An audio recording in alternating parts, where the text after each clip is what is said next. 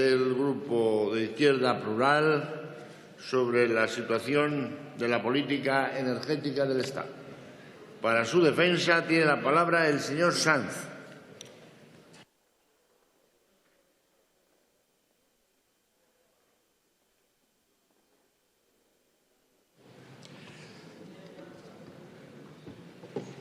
Gracias.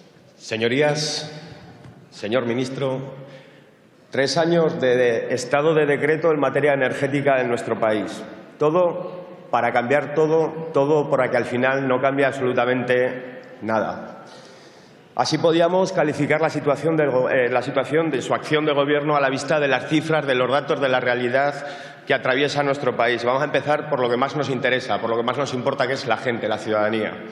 7 millones de personas, como muy bien sabe, que tienen problemas para mantener su casa caliente, que padecen pobreza energética. Un 10% de ellas, de la población del Estado español, directamente no puede pagar las facturas. Más de 1.000 cortes de luz por impago, señoría, se estiman al año. Y nuestra factura sigue subiendo más de un 100% en los últimos 10 años, el doble de cara que fuera de nuestro país. Un 92% de incremento del término fijo de la factura. Es decir, insolidariamente ustedes cargan al término fijo de la factura los incrementos más elevados. La energía eléctrica, como le decía, en España es la tercera más cara de Europa. Y la otra cara de la moneda de su sistema, los beneficios empresariales en nuestro país, como muy bien sabe, doblan al resto de Europa. Son 5 empresas las que los tienen, 5 empresas que controlan más del 70% de la producción y la comercialización de la energía en nuestro país. Antes le han hablado de la ausencia de competencia y yo aquí se lo vuelvo a recalcar. Un modelo energético, el suyo, que está generando 364 recursos presentados contra su normativa antirrenovables, que está poniendo en jaque a 55.000 nuevos operadores en esta materia, que implica alargar la vida de las nucleares a 60 años, empezando por Garoña, y que supone además que las empresas obtengan, las nucleares en este caso, obtengan hasta 350% de beneficios, de margen de beneficios en el ámbito de la subasta. Frente a esto, ustedes planteaban para las renovables una retribución razonable del 7,5%. Bien, esta es la tesitura que nos permite decir que todo cambia para no cambiar nada, porque lo que es cierto es que seguimos manteniendo una teórica deuda por déficit de tarifa de 30.000 millones, que han sido 17.000 los millones titulizados y que se los debemos a inversores, que lo que va de año ya reconocen que va a rondar 3.589 millones lo que asciende el déficit de tarifa y que son 1.112 millones más de lo que estaba en teoría previsto, y eso lo dice la Comisión Nacional del Mercado de la Competencia y no la Izquierda Plural. Que son 3.400 los millones que pagamos de más a las eléctricas y nunca le reclamamos por los costes de transición, que son 1.160 millones los que ustedes reconocen que nos costó el sistema de subasta CESUR y que se engulleron los intermediarios en estas subastas, y que son decenas y decenas los dirigentes políticos, los altos cargos, los ministros y los presidentes de este país los que han acabado reenganchándose al mercado laboral en el marco de estas empresas. 5 empresas que, como le decía, conforman el oligopolio energético de este país. Esto es lo que hay, señor ministro. Y su Gobierno, después de 3 años, podemos decir que es corresponsable. Cambiar todo para no cambiar nada. La actividad legislativa de parcheo, confusión y conflicto que usted ha desarrollado durante estos años, lo único que ha servido es para estrechar su compromiso con ese oligopolio energético que no me podrá negar que existe, y es algo que ya le pregunto, y ha frenado en seco el desarrollo de opciones alternativas que permitiesen la democratización del sector energético y que permitiesen también modificar nuestro modelo energético hacia un modelo energético más limpio. Usted ha fortalecido, su Gobierno ha fortalecido un sistema energético dependiente del exterior, que es precisamente lo que utiliza como excusa para poner encima de la mesa determinadas cuestiones como las que le acaba de contestar a mi portavoz Cayo Lara. Mire, la falta de competencia es flagrante en todos los ámbitos del mercado energético. Un oligopolio, como le decía, que controla el 70% de la producción y el 70% de la distribución de la energía. que tiene capacidad de fijar precios. Usted mismo tuvo que anular una subasta. Es decir, un sector controlado por unas empresas que son las que realmente tienen el interruptor general del sistema. El enfoque de su acción legislativa, señor ministro, no ha sido otro que el de hacer prevalecer estos intereses, los intereses de este pool de empresas frente a posibles competidores. Y he de reconocerle que no han inventado nada, que esto viene de atrás, desde que en 1997 se reformase la ley y se liberalizase el sector y se acabase con el marco legal estable. Lo peligroso es el resultado, y se lo he dicho antes. La primera y quizá más visible de las consecuencias más nefastas es el incremento de los costes de la energía. Y no me puede negar que en 10 años se ha duplicado la factura en nuestro país, tanto para el consumidor doméstico como para la gran industria. Y de esto se ha hablado ya en este pleno hoy. Algo difícilmente explicable, este incremento de la factura, desde la óptica del interés general, teniendo en cuenta además que estamos hablando de una actividad regulada, es decir, en cierto modo intervenida. Pero claro, fácilmente entendible si analizamos la evolución de la conformación de precios y la legislación que usted y su Gobierno ha ido desarrollando para eso. Miren, achacan a las renovables el incremento de precios y del déficit de tarifa. Omiten que las empresas de la patronal energética, a través de los costes reconocidos y nunca auditados del sistema, han trasladado sus costes fijos al término fijo de la factura, de la potencia. Por eso ese incremento del 90% en el término fijo, evidentemente, y no hay otro interés. Claro, igualmente la generación en régimen ordinario obtiene unos brutales beneficios del sistema en la subasta marginal, una subasta que es una verdadera locura. Como le decía, rondando, por ejemplo, el 350% de beneficio de margen comercial de las nucleares, que tienen la capacidad, como también le decía, y usted tuvo que anular una subasta, de manipular los precios. Mira, esto además, señor ministro, además de impedir que se desarrollen otros modelos energéticos y que se avance en dar solución a la eficiencia energética que padece nuestro parque inmobiliario, permite que estas empresas sostengan aquí el doble de beneficios que en el resto de Europa. Aquí un 6,23% de beneficios y en el resto de Europa un 3,49%. Una posición aventajada que ha sido una constante durante los últimos gobiernos. El escándalo de los CTCs, esos 3.400 millones de euros, no son más que la punta del iceberg. Ya le preguntamos aquí qué va a hacer, y no me venga con la excusa de la herencia recibida, porque este invento fue del señor Aznar y comenzó a perpetuar un sistema perverso de reconocimiento de deuda por encima de la realidad. Y ustedes, ese reconocimiento de deuda por encima de la realidad, estos costes de transición, este déficit de tarifa, se niegan a estudiarlo en profundidad, nos han denegado la creación de una comisión de investigación y nosotros exigimos transparencia y verdad en este asunto porque estamos ante la mayor estafa de la democracia. Pero hay otros elementos, como le decía, el mal llamado déficit de tarifa. Miren, sus nefastas políticas, al final, por apostar por un modelo energético caro y decadente, sin futuro, han permitido la creación de este grandísimo oligopolio que gobierna desde hace tiempo en nuestro país. Y quiero que me diga si usted reconoce o no reconoce su existencia. Eso es lo primero que quiero que me diga para ver si estamos hablando de la realidad y estamos hablando de política o estamos hablando de otras cosas, ¿no? Un déficit de tarifa calculado sobre unos costes reconocidos que nunca fueron auditados, nunca jamás han sido auditados y es lo que nosotros desde la izquierda plural les exigimos.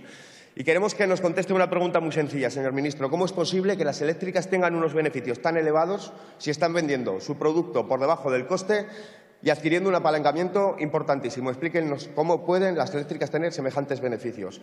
Y para que no me diga que la culpa es del régimen especial, le hago otra. ¿Cómo es posible que el déficit de tarifa se achaque y se dispare a las renovables cuando es totalmente previsible y acotado el coste de las renovables, en especial el de la fotovoltaica en nuestro país? Lo cierto, señor ministro, es que no hay respuesta, porque el déficit de tarifa es una entelequia de dudosa legalidad y de dudosa o imposible, mejor dicho, justificación. Su Gobierno, frente a este problema, generado a través también de una contabilidad artificiosa, ha reaccionado como se le ha pedido, eliminando las primas a las renovables, sometiendo su desarrollo a un frenazo que supone la puesta en viabilidad de todo lo avanzado hasta este momento y, por otro, reconociendo los costes reconocidos, valga la redundancia, del sistema, aumentando el término fijo a pagar. Para las empresas de la patronal, como les decía, la ecuación es redonda, señor ministro. Se acaba con el auge de la competencia de las renovables y usted, además, le viene bien porque da la sensación de que baja el coste de la energía, el coste de la factura, reduce la factura. En definitiva, ¿qué es lo que le vengo a decir? Que las causas del déficit de tarifa se mantienen, que el déficit de tarifa se mantiene. Lo único que se hace es que se vuelve a pasar a la factura y lo vuelven a seguir pagando los ciudadanos. Y nosotros no nos conformamos, señor ministro, nosotros no nos conformamos con que las eléctricas engorden los beneficios gracias al pool, a la subasta y a sus políticas y declaren un déficit con el que tiene que bregar el resto del Estado y la ciudadanía. No nos conformamos. Y queremos que usted cambie la política porque queremos que el país, que España, que ustedes tampoco se conformen. El Gobierno ha usado el déficit de tarifa para frenar el avance de la fotovoltaica, para frenar el avance de las renovables, para acabar con la cogeneración, que habían alcanzado la paridad en costes con la red. Ha impedido caminar hacia un futuro energético descentralizado, donde la generación se realice en el propio lugar de consumo, donde el apalancamiento financiero del sistema se traslade a los autoproductores, cobrando cada vez más importancia a los costes variables, fomentando así la eficiencia energética y logrando penetraciones importantes de las fuentes renovables en el mismo. O sea, han renunciado y están renunciando a eso. Un futuro que permitiría la reducción de las grandes líneas de transporte, un futuro que permitiría reducir la dependencia externa de hidrocarburos. Pero no, ustedes evidentemente además aprovechan la situación de crisis y avanzan hacia una cruzada contra el autoconsumo y la autoproducción de la energía, y lo podemos ver con los peajes de respaldo. ¿Todo para qué? Para aprovechar la crisis, como les decía, en aras de blindar el negocio de ese oligopolio de siempre, que solo mira en su futuro por encima del de todos. De aquí que, evidentemente, ustedes hagan el trabajo que tienen que hacer a partir de este momento, que es, además de constreñir, dificultar el sector de las renovables y mandar mensajes públicos que rayan a veces, no digo usted en este caso, pero sí buena parte de los sectores cercanos, el descrédito, de no decir otra palabra, de las renovables, se haya mantenido una tendencia alcista en los precios y, por otro lado, evidentemente eso justifique que sean cada vez más las voces, en especial la suya, que es quizá la más importante, que pidan más yacimientos energéticos fósiles. Sí, acabo. Petróleo, nuevas fórmulas de extracción, el fracking, el almacenamiento de gas, el alargamiento de la vida útil de las nucleares. En resumen, es necesario un planteamiento a futuro, señor ministro, que supere la situación actual, que deje de cargar a las espaldas del consumidor vía factura o vía presupuestos este desmán de sistema y que le permita garantías a futuros en el marco de un nuevo modelo energético al servicio de una nueva economía posible y necesaria en nuestro país. Y para empezar, le preguntamos también si está usted... Acabo ya, señorita. Si está usted por la labor, si va usted a permitirnos saber cómo se sustancia ese déficit de tarifa y si va a hacer una auditoría al sistema eléctrico español. Señor ministro de Industria.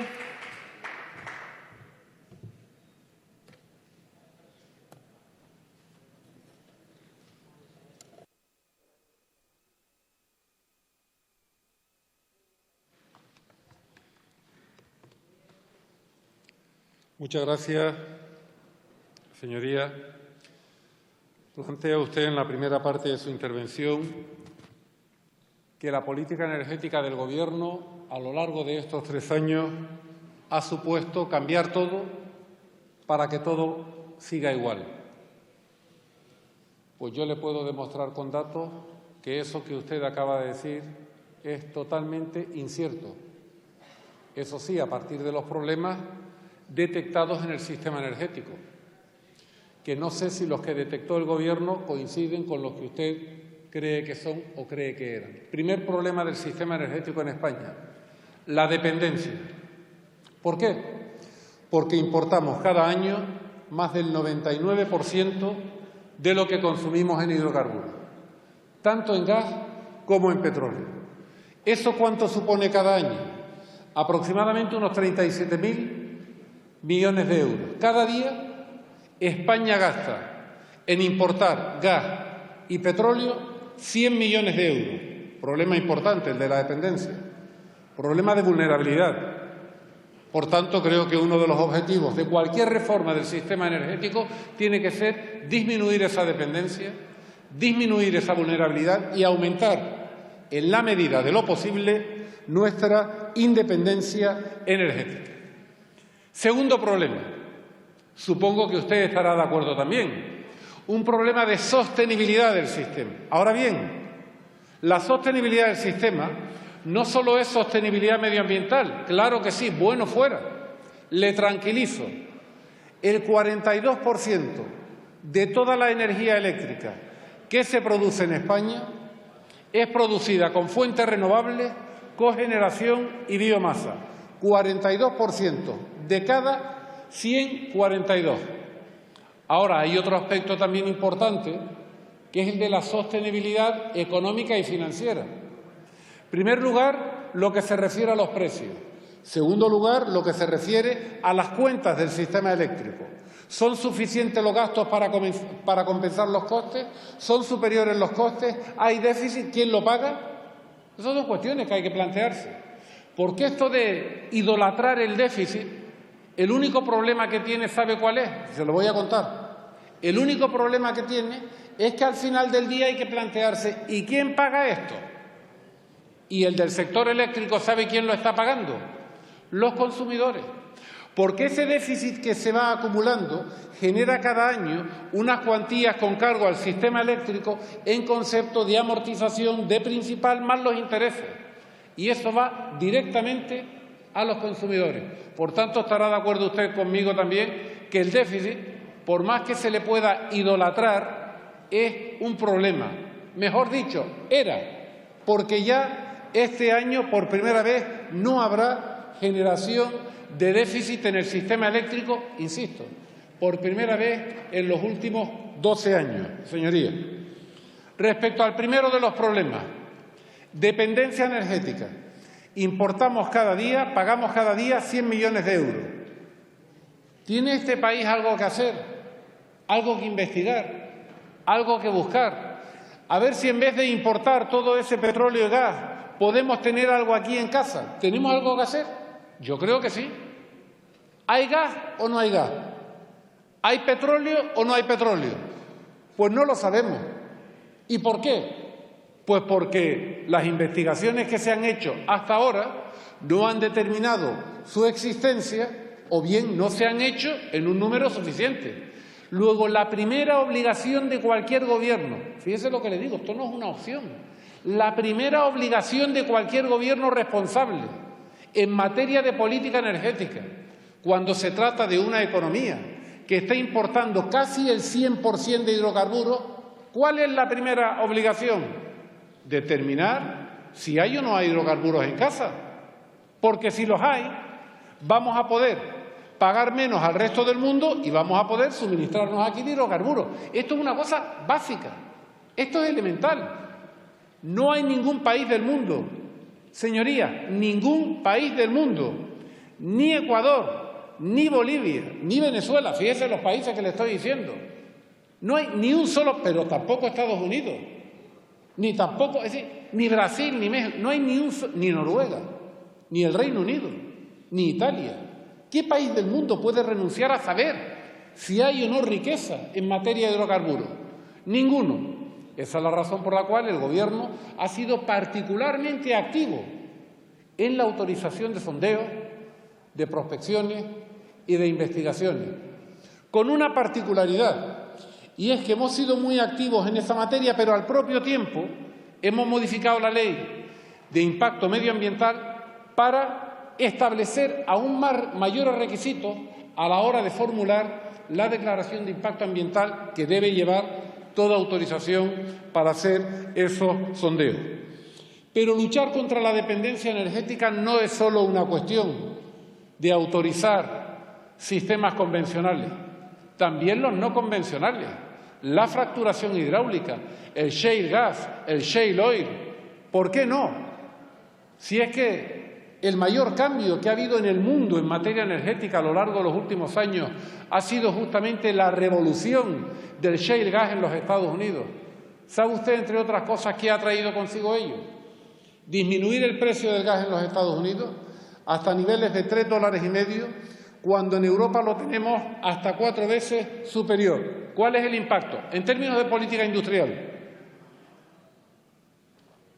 Pues el impacto es que aquellas industrias que tengan la posibilidad de deslocalizarse para obtener un gas a 4 veces el precio que lo tienen en Europa, se deslocalizan. Y eso, señorías, es menos actividad económica, eso es menos crecimiento económico y eso es menos empleo. Y ahí una de las grandes tragedias económicas hoy de Europa. ¿Qué hemos hecho en España? Hemos modificado la legislación básica en materia de hidrocarburos para posibilitar que pueda haber autorizaciones también para utilizar la tecnología de la fracturación hidráulica.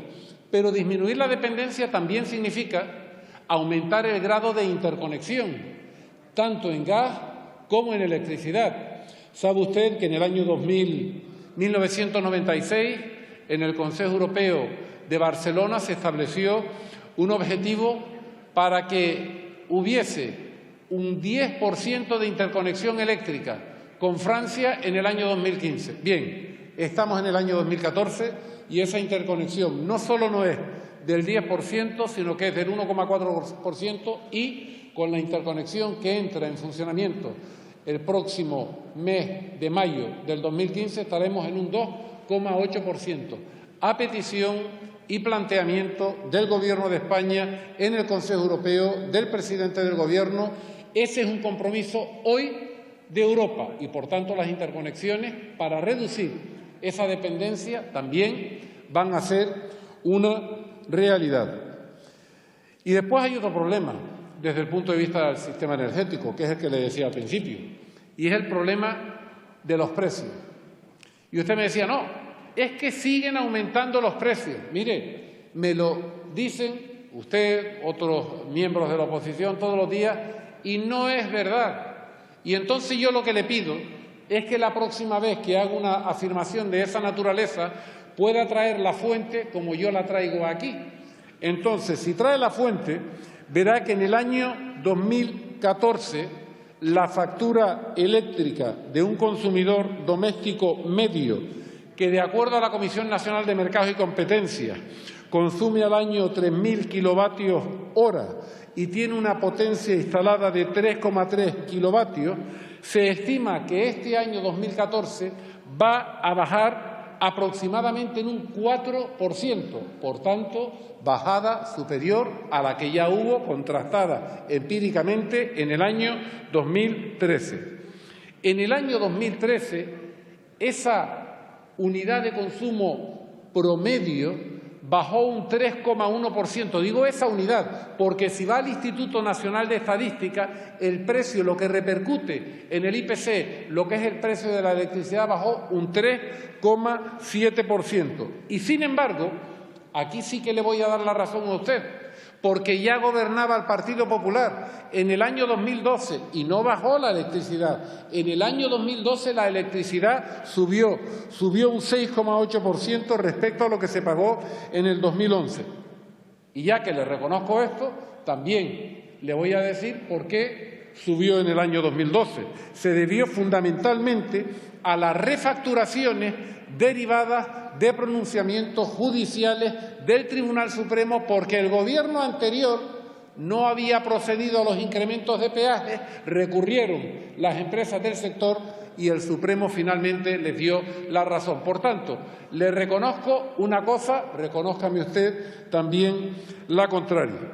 Pero le voy a dar año por año, señorías, le voy a dar año por año y le pido que si usted tiene datos distintos, me los comunique aquí a la Cámara y me diga la fuente que usted utiliza. Mire, yo utilizo los datos referidos de acuerdo a la Comisión Nacional de Mercados y Competencias, referidos al consumidor medio, definidos los términos que antes les decía, que tiene una potencia contratada de 3,3 kilovatios y un consumo de 3.000 kilovatios hora anual. Bien, en el año 2004, para ese consumidor, le voy a hacer la serie, aumentaron los precios de la electricidad el 1,4%, año 2004. Un año después, en el 2005, el incremento fue algo superior, un 1,7%. Ya en el 2006 fue de un 4,8% lo que subieron los precios de la electricidad. En el 2007, un 3,19%. En 2008, es decir, hace muy poco tiempo, aumentó el precio de la electricidad un 10%, y en 2009 un 10,9%, en 2010 un 5,9% y en 2011 un 17,7%. Señorías, la legislatura inmediatamente anterior a esta en la que estamos, los precios medios de la electricidad subieron anualmente por encima del 10%. Año 2012, primer año de esta legislatura.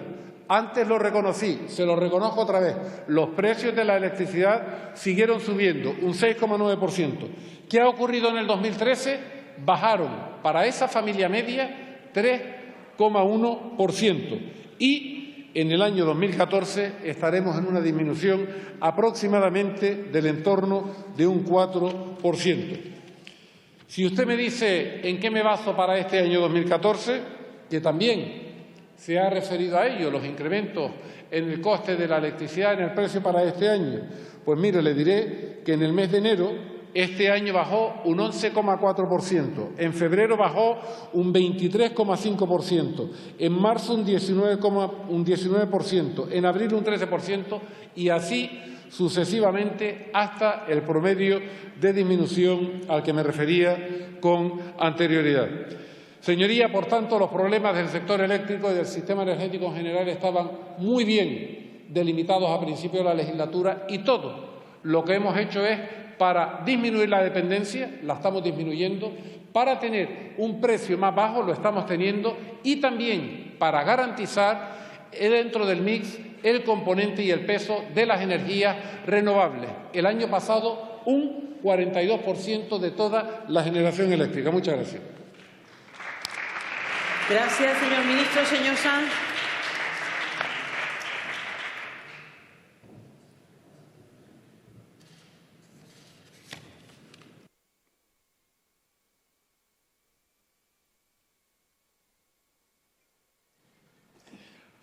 Señor Soria, o petróleo o petróleo. No hemos venido aquí a debatir sobre o petróleo o petróleo. Hemos venido a debatir sobre un modelo u otro. Y usted me plantea un modelo o el mismo modelo. Entonces, por lo tanto, poco debate puede haber. Señor Soria, independencia, dependencia, sostenibilidad económica y ambiental. Bien. Mire, señor Soria, le arrojo datos de lo que han supuesto las renovables este año en términos objetivos, ¿vale? 2.484 millones más en el balance de lo recibido por primas han aportado al sistema, generando un ahorro real, lo que supone la producción de renovables, de 9.197 millones. 5.871 millones de ahorro del coste de la energía. 3.142 millones de ahorro de la importación de combustible, 184 millones de ahorro en emisiones de CO2. Es decir, hay alternativas, señor Soria, hay alternativas, pero ustedes no las contemplan porque directamente ven que son una amenaza para una serie de cuestiones, fundamentalmente cuestiones que son empresas, concretamente 4 o 5 empresas que conforman ese lobby energético del que usted no me ha querido hablar. Déficit de tarifa. Señor Soria, yo le he pedido que me diga cómo se audita el reconocimiento de costes que estamos pagando todos los años a las eléctricas. No me diga que existen y ya está. Le estoy diciendo precisamente que hay que ir a la raíz del problema, que hay que decir, que hay que analizar y hay que ver con taxatividad si ese es un coste real o no lo es. Porque lo de los PTC debería de servirnos de aprendizaje. Eso es lo que hay que analizar, señor Soria. No dar por buena la existencia de algo que, a nuestro juicio y a juicio de buena parte de la ciudadanía, es una estafa. Una estafa con todas las letras. Una estafa, le recuerdo, que se inventó un señor que algo tendrá que ver con usted, o estaba presidiendo entonces este Parlamento, se llamaba José María Aznar.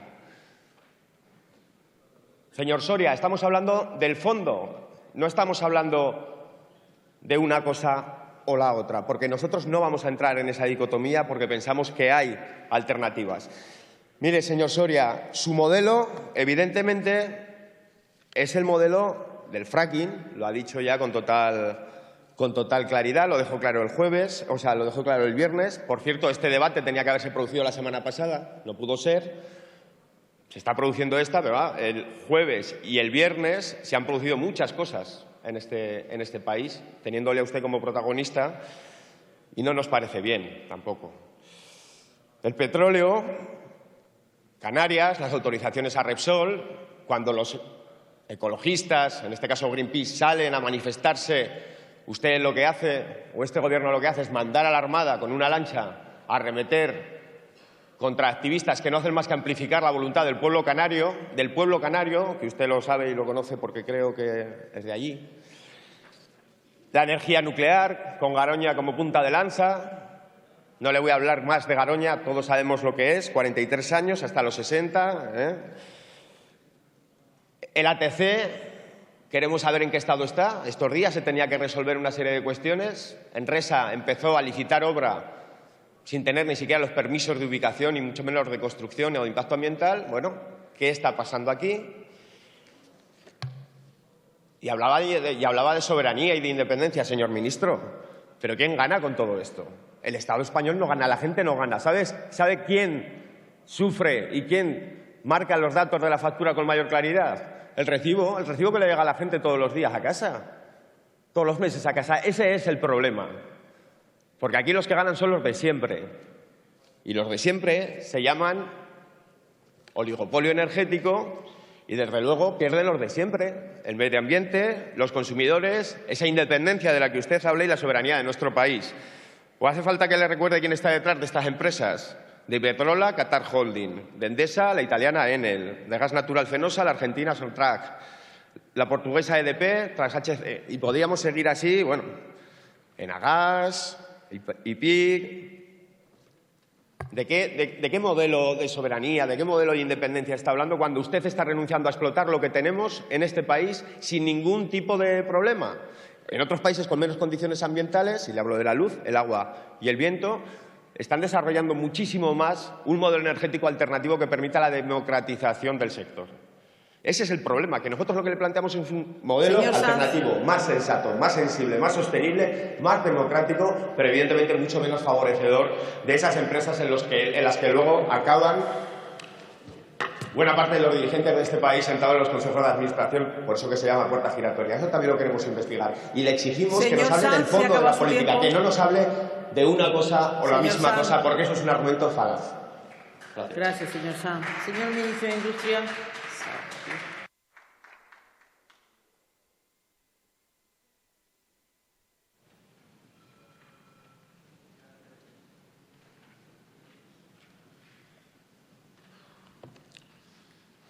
Sí, señoría.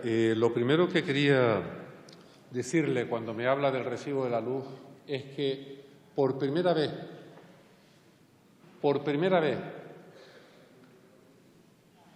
yo creo que en la historia, ha sido este año cuando se ha devuelto a los consumidores una parte del recibo de la luz porque se le había cobrado de más como consecuencia del cambio en el sistema de determinación de precios, cuando efectivamente se anuló el sistema de la subasta CESUR. Por primera vez, digo, en el primer trimestre de este año 2014 y también en el segundo. Dice usted que el modelo del Gobierno es petróleo sí o petróleo sí. No, eso es rotundamente falso. Lo único que plantea el Gobierno es que en un país que tenemos esa dependencia tan elevada de hidrocarburos, porque cada día los españoles nos estamos gastando 100 millones de euros en pagar gas o petróleo. Con esa dependencia, y eso sabe usted que cuando se compra al resto del mundo, cuando eso va directamente a déficit de la balanza de pagos, eso es financiación del resto del mundo que viene a España. Eso es caída en la actividad económica. Por tanto, creo que la primera obligación que tiene cualquier economía del mundo, lo hace Noruega, lo hace el Reino Unido, lo hace Estados Unidos, lo hace Ecuador, lo hace Bolivia, lo hace México, lo hace Brasil, lo hace Italia. La primera es ver si hay o no hay hidrocarburos. Y eso sí, dentro de absolutamente todas las prescripciones medioambientales de la normativa española que, como sabe usted, traen causa de la normativa europea.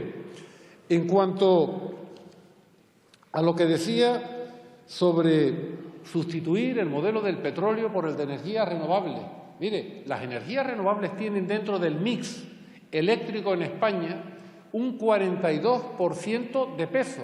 Ahora, yo le pregunto a usted, ¿en qué cree usted o cómo cree usted que se alimentan, desde el punto de vista de la energía, los aviones que traen a España cada año 63 millones de turistas?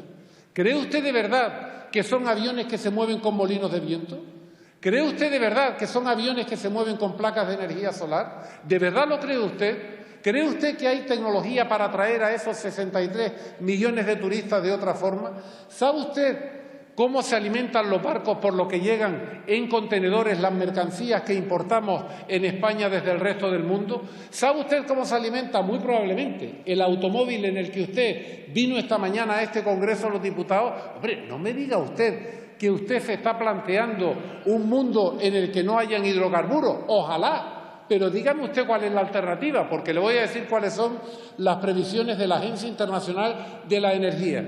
Durante los próximos 30 años va a seguir aumentando el consumo de hidrocarburos, pero fundamentalmente no por parte de las economías avanzadas, economías como los Estados Unidos, economías de la OCDE. No, van a ser las economías emergentes, va a ser China, va a ser la India, va a ser Brasil, va a ser Rusia, aquellas que tengan un mayor de consumo de hidrocarburos. ¿Y sabe usted cuál va a ser el problema? Que hoy es verdad. Hoy el precio del petróleo está afortunadamente en el entorno de los $60, pero sabe usted que todas las previsiones apuntan a que esto durará un tiempo y después nuevamente volverá desafortunadamente a dispararse. Y ahí va a haber una diferencia muy clara entre aquellos países que tengan recursos que puedan explotar por sí mismos y aquellos que no tengan, porque siquiera sea en términos geopolíticos el hecho de disponer o no disponer ya le da una gran ventaja como economía. Y lo otro, ¿sabe usted a qué conduce?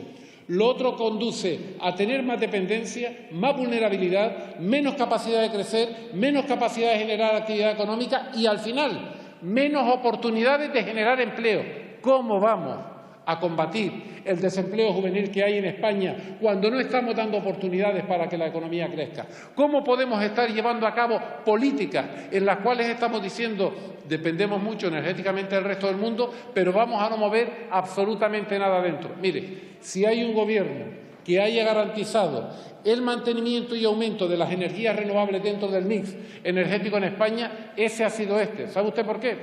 Porque frente a un sistema que no estaba establecido por ley, sino que estaba establecido fundamentalmente en órdenes ministeriales, que daba una inseguridad jurídica casi total a los inversores, hoy por ley se reconoce a los inversores en materia de renovables una rentabilidad razonable del 7,5%. 7,5%. Dígame usted si conoce alguna actividad, algún negocio en el mundo, sea del sector que sea, que un gobierno por ley garantice que a lo largo de toda la vida útil del proyecto de inversión, quien invierte va a obtener sí o sí un 7,5%. Pues eso es lo que este Gobierno, por ley, ha garantizado a quienes inviertan aquí en energías renovables, en cogeneración o que lo hagan en biomasa. Y usted me dirá, sí, pero eso es poco. Pues le voy a decir, es poco un 7,5%, pero tenga en cuenta que hoy el coste, el rendimiento del bono del Tesoro a 10 años está por debajo del 2%, con lo cual tiene usted de ese 2% hasta el 7,5% un 5,5% adicional de rendimiento. Señoría, yo entiendo que su modelo sea otro modelo, pero al final sabe usted que una cosa es predicar y otra muy distinta es dar trigo. Y cuando se gobierna, lo que se tiene que procurar es que la actividad económica aumente y crezca, como lo está haciendo hoy la economía española, y lo está haciendo por primera vez después de muchos años de caída, de recesión. Si hoy la economía española está creciendo, no lo está haciendo de casualidad, lo está haciendo porque las políticas que hemos puesto en marcha y las reformas que hemos puesto en marcha están empezando a dar sus frutos. Por eso Este año, en el primer trimestre, hemos crecido un 0,4%. Por eso, en el segundo trimestre de este año hemos crecido un 0,6%. Por eso, en el tercer trimestre hemos crecido un 0,5%. Y por eso vamos a crecer en el global de año un 1,3%. Y ahí se está generando ya empleo. Lo sabe usted, estos son datos, esto no es cuestión de opinar, sino cuestión de contrastarlo. Encuesta de población activa, trimestre segundo y trimestre tercero de este año. Desempleo ha caído en 505.000 personas y el número de afiliaciones a la Seguridad Social ha crecido en 400.000 personas a lo largo de los últimos 12 meses. Eso es consecuencia de la reforma, pero también de la reforma energética que ha contribuido a disminuir los costes, a disminuir los precios y a tener una economía también más competitiva. Muchas gracias.